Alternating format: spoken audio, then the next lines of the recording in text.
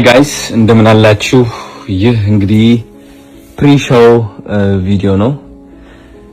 ሰው እንዳሰብነው ሰው አልመጣልንም። I mean, what can you do about that? You know what I mean? Look at that. I mean, there's a good amount of people, but it's not a lot. ቀስ በቀስ ነው ሰው እየመጣ ያለው. They're late, most people, and also እንዳሰብነው አልሆነም። እንደዚህ አይነት ሞመንቶች የውድቀት ሞመንቶች I think ይባላሉ በአብዛኛው አስተሳሰብ, but also this type of moments እግዚአብሔር የሚጠቀምባቸው ሞመንቶች ናቸው እኛን ለመፈተን, ለማየት በእምነታችን እንደጸናን. and also በአብዛኛው ሰው ውድቀት ተብሎ የሚታሰበው ነገር የእግዚአብሔር ፈተና እንደሆነ ይገባኛል። ያ የምትመኘውና የምትፈልገው ነገር ከመስጠቱ በፊት ያሳልፋል ትንሽ, በማትፈልጋቸው ስሜቶች ያሳልፋል. ኦፍ ኮርስ አሁን እንደ አንድ አዶናይ በጣም ብዙ ስኬት ያሳካውኝ ሰው ነኝ. የጠበቁት የሰው መጠን ነበረ, amount of people, but አልተገኙም. and it's okay, and I'm not upset at anyone, I'm not upset at anything.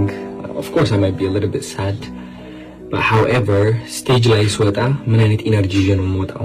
እግዚአብሔር እሱ ነው ማየት የሚፈልገው. ፈትኖኝ እያለ ያ እምነቴን ይዤ እወጣለሁ ወይ?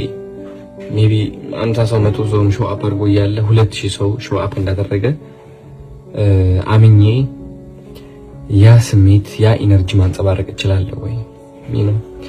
because 200 ሰው ብቻ መጥቶልኛል ብዬ የ200 ሰው ወይም ደግሞ በቃ ያዘነ ኢነርጂ የተዳከመ ኢነርጂ ይዤ ከወጣው what is that going to do?